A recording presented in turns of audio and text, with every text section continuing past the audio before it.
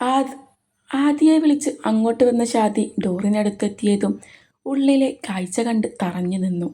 ഓ God, ഈ ഉമ്മച്ചനാണോ അവളെ divorce ആക്കുമെന്ന് അവൾ പറയുന്നത്? ഹും, ഇങ്ങനെ ഇവൻ ഉമ്മച്ചനാവുന്നുണ്ടെങ്കിൽ അതിനർത്ഥം അർണവിന് അവളെ ഇഷ്ടമാണ് എന്നല്ലേ? വരട്ടെ, ചിക്കുവിനെ നിന്റെ ലൈഫിൽ നിന്ന് പറഞ്ഞയച്ചു ആദിയെ നിൻ്റേത് മാത്രമാക്കും ഞങ്ങൾ. നിനക്ക് യോജിച്ചവൾ ആദ്യ തന്നെയാ. ഒരാളെ സ്നേഹിക്കുന്നതിന് അവരുടെ സ്റ്റാറ്റസ് നോക്കേണ്ട ആവശ്യമില്ല. മറിച്ച് ആ ഹൃദയത്തിൽ തനിക്ക് എത്രമാത്രം സ്ഥാനമുണ്ട് എന്ന് നോക്കിയാൽ മാത്രം മതി. ആദ്യം നിന്നെ സ്നേഹിക്കുന്നുണ്ട് കണ്ണ. അവൾ എത്ര ദാരിദ്ര്യം പിടിച്ച പെണ്ണായാൽ പോലും ആ ഹൃദയം തുടിക്കുന്നത് നിനക്ക് വേണ്ടിയാ. അതിനാൽ തന്നെ നിന്നെയും അവളെയും ഞങ്ങൾ ഒരുമിപ്പിച്ചിരിക്കും. ഷാദി മനസ്സിലോരോന്ന് പറഞ്ഞുകൊണ്ട് ആദിയെയും കണ്ണനെയും നോക്കി. ഷാദിയുടെ ശബ്ദം കേൾക്കെ കണ്ണനെ പിറകിലേക്ക് ഉന്തി മാറ്റി ആദി ഷാദിയെ നോക്കി. എന്താ ഷാദിക്ക?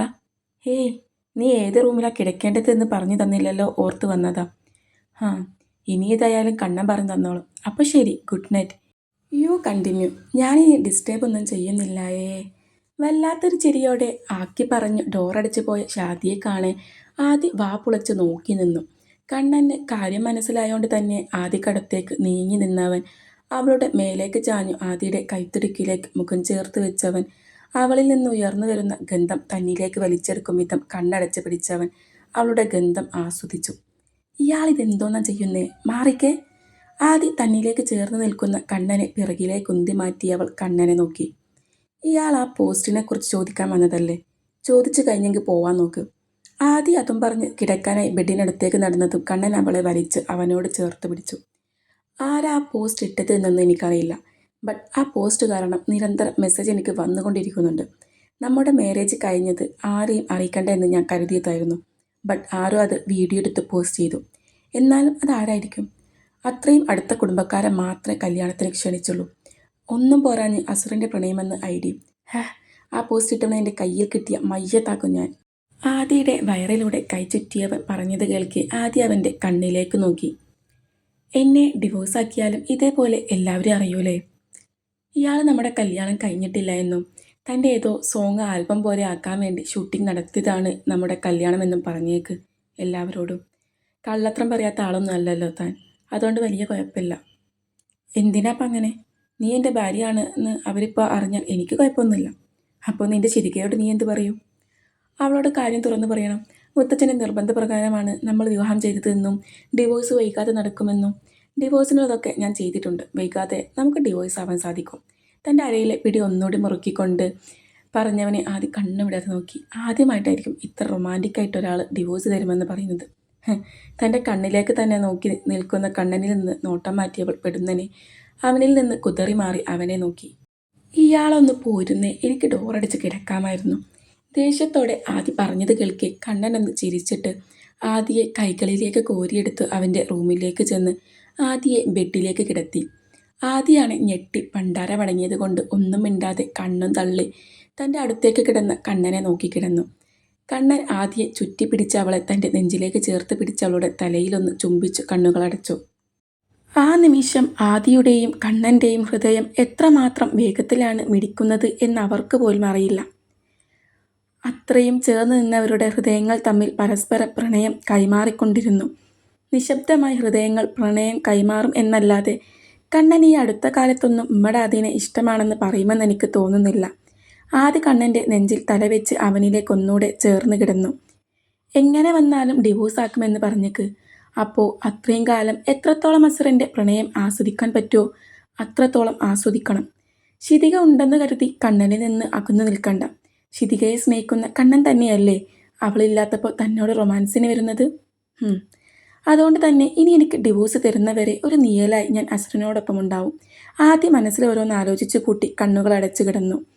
രാവിലെ എഴുന്നേറ്റ ഷാദിയും ജോണും ആദിയെ ഒന്ന് പോയി നോക്കാം എന്ന് പറഞ്ഞുകൊണ്ട് ആദിയെ ഇന്നലെ കണ്ട റൂമിലേക്ക് ചെന്ന് നോക്കിയെങ്കിലും അവിടെ ആരും ഇല്ലായിരുന്നു.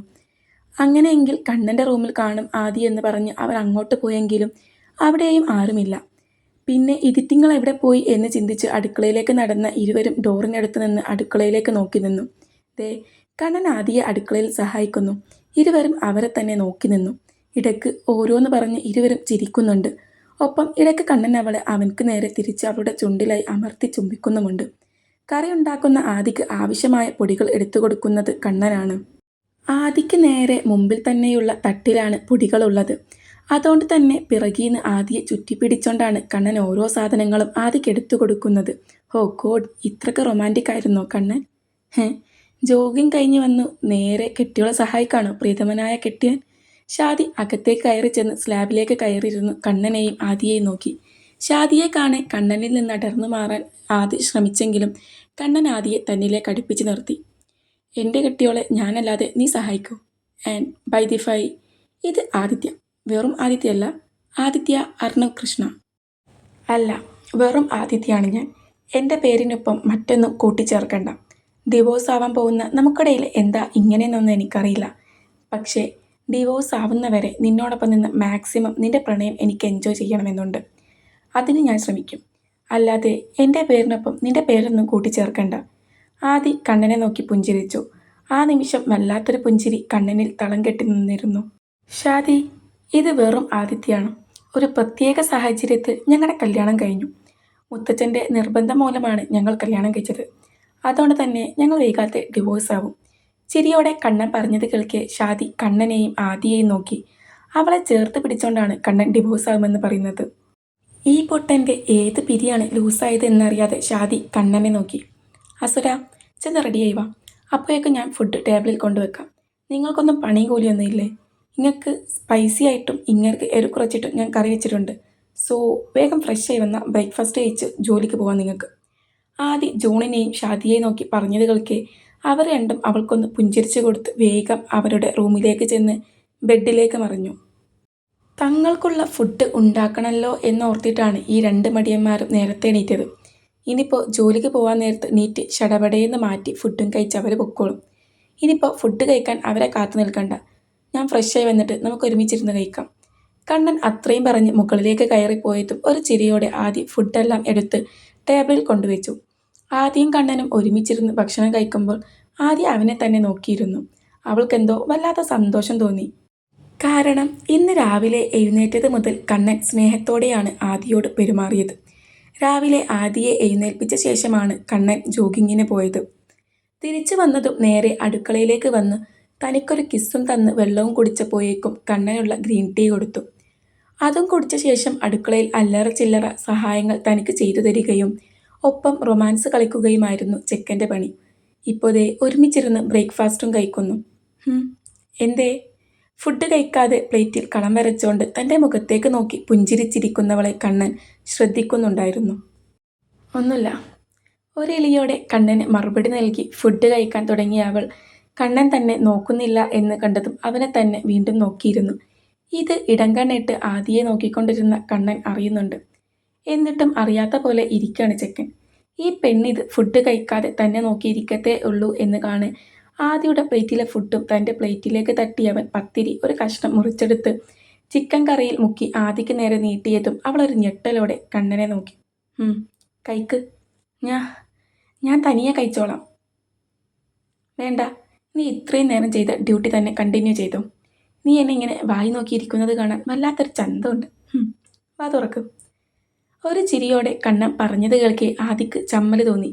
എങ്കിലും ഒന്ന് ഇളിച്ചു കാട്ടിയിട്ട് കണ്ണന് നേരെ വാ തുറന്ന് കാണിച്ചതും കണ്ണൻ അവൾക്ക് ഫുഡ് വായിൽ വെച്ച് കൊടുത്തു. ആദിയെ ഫുഡ് കഴിപ്പിച്ച് കണ്ണൻ പ്ലേറ്റ് അടുക്കളയിൽ കൊണ്ടുപോയി കഴുകി വെച്ച് തിരികെ വന്നു ആദിയെ നോക്കി. ഈ പെണ്ണിപ്പോയും സ്വപ്നലോകത്താണ്.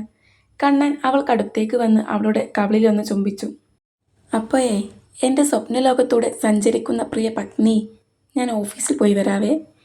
ആദിയുടെ കവിളിൽ ഒന്നുകൂടെ ചുംബിച്ചു കണ്ണൻ പറഞ്ഞത് കേൾക്കി ആദി ഒന്ന് പുഞ്ചിരിച്ചു കണ്ണനെ കെട്ടിപ്പിടിച്ചവൻ്റെ ചുണ്ടിലായി അമർത്തി ചുംബിച്ചു. ഐ ലവ് യു അസുര. തൻ്റെ കൈത്തിലൂടെ കൈ ചുറ്റി അവനിലേക്ക് ചേർന്ന് നിന്നവൾ പറഞ്ഞത് കേൾക്കെ കണ്ണൻ്റെ ഹൃദയമിടിപ്പ് വർദ്ധിച്ചു. ആദ്യമായിട്ടാണ് ആദി തന്നെ ഇഷ്ടമാണെന്ന് പറയുന്നത്. അതുകൊണ്ട് തന്നെ കണ്ണൻ്റെ ഹൃത്ത് ഡപ്പാങ്കുത്ത് നടത്തുന്നുണ്ട്.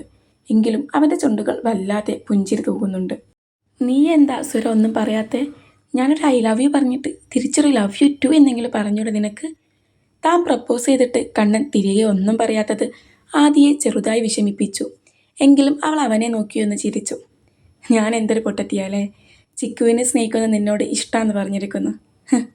എനിക്കറിയാം നീ ചിക്കുവിനെ ആത്മാർത്ഥമായി സ്നേഹിക്കുന്നുണ്ട് എന്ന്.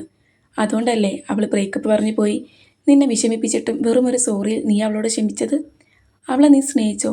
സ്നേഹിക്കണ്ട എന്നൊന്നും ഞാൻ പറയില്ല. പക്ഷേ നമ്മൾ ഡിവോഴ്സ് ആവുന്നവരെ എന്നെ സ്നേഹിക്കൂ. എനിക്ക് ഓർത്തു വെക്കാൻ നല്ല അനുഭവങ്ങൾ സമ്മാനിക്കുവോ?